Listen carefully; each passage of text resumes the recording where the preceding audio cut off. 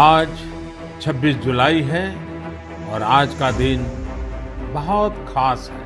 आज के ही दिन कारगिल के युद्ध में हमारी सेना ने भारत की जीत का झंडा फहराया था। आप कल्पना कर सकते हैं, ऊंचे पहाड़ों पर बैठा हुआ दुश्मन और नीचे से लड़ रही हमारी सेना, हमारे वीर जवान। लेकिन जीत पहाड़ की ऊंचाई की नहीं, भारत की सेनाओं के ऊंचे हौसले और सच्ची वीरता की। इतनी ऊंचाइयों पर विजय पाना मात्र गगनचुंबी चोटियों को फतेह करना नहीं है, ये देश की समूची शक्ति को दर्शाता है, हमारी सेनाओं के शौर्य का प्रतीक है।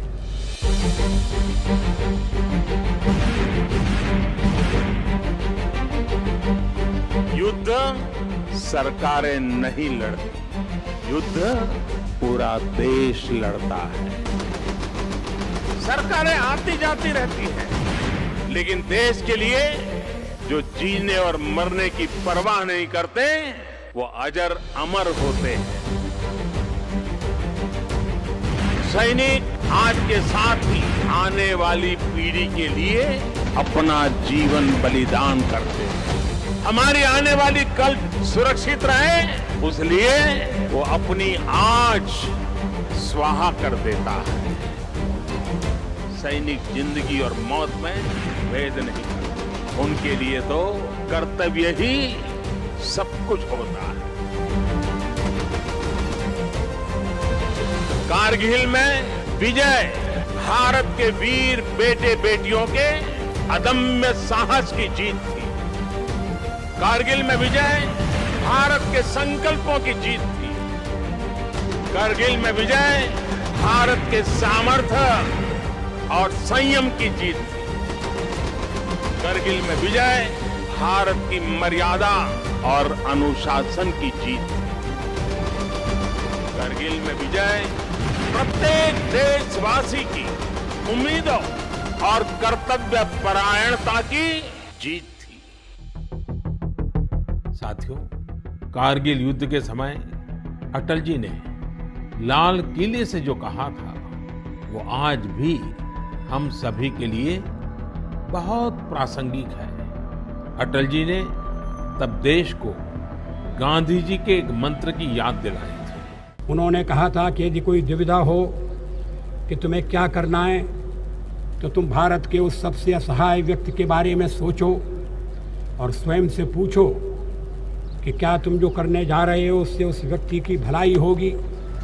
गांधी जी के इस विचार से आगे बढ़कर अटल जी ने कहा था कि कारगिल युद्ध ने हमें एक दूसरा मंत्र दिया है। कारगिल ने हमें दूसरा मंत्र दिया है। कोई महत्वपूर्ण निर्णय लेने से पहले हम ये सोचें कि क्या हमारा ये कदम उस सैनिक के सम्मान के अनुरूप है जिसने उन दुर्गम पहाड़ियों में अपने प्राणों की आहुति दी थी।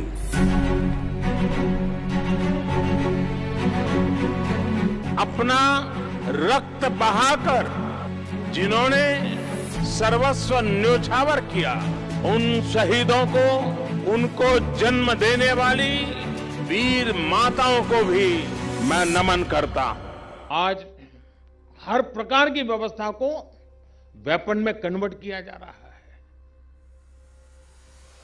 अगर रेयर अर्थ होगी, उसको वेपन में कन्वर्ट करो। क्रूड ऑयल है, वेपन में कन्वर्ट करो। यानी पूरा विश्व का नजरिया, तौर तरीके बदल रहे हैं। अब सामने सामने की लड़ाई से अधिक लड़ाई अदृश्य हो रही है, अधिक घातक हो रही है। अब हम अपनी रक्षा की नीति और रणनीति सिर्फ अपने अतीत को ध्यान में रखते हुए नहीं बना सकते। अब हमें फ्यूचर चैलेंजेस को एंटीसिपेट करते हुए ही आगे कदम बढ़ाने हैं। हमारे आसपास क्या हो रहा है, क्या बदलाव आ रहे हैं, भविष्य के हमारे मोर्चे क्या होने वाले हैं, उनके अनुसार हमें खुद को बदलना है। और इसमें स्वावलंबन का आपका लक्ष्य भी देश की बहुत बड़ी मदद करने वाला है। साथियों, देश की रक्षा के लिए हमें एक और अहम पक्ष पर ध्यान देना चाहिए। हमें भारत के आत्मविश्वास को, हमारी आत्मनिर्भरता को चुनौती देने वाली ताकतों के विरुद्ध भी युद्ध तेज करना है। जैसे जैसे भारत ग्लोबल स्टेज पर पद को स्थापित कर रहा है, खुद को स्थापित कर रहा है, वैसे वैसे मिस इन्फॉर्मेशन, डिसइन्फॉर्मेशन, अपप्रचार के माध्यम से लगातार हमले हो रहे हैं। इन्फॉर्मेशन को भी हथियार बना दिया गया है। खुद पर भरोसा रखते हुए भारत के हितों को हानि पहुंचाने वाली ताकतें, चाहे देश में हो या फिर विदेश में, उनकी हर कोशिश को नाकाम करना है। राष्ट्र रक्षा अब सिर्फ सीमाओं तक सीमित नहीं है, बल्कि बहुत व्यापक है। इसलिए हर नागरिक को इसके लिए जागरूक करना ही उतना ही आवश्यक है। राष्ट्रयाम जागरयाम वयम, ये उद्घोष हमारे यहां जन जन तक पहुंचे, ये भी आवश्यक है।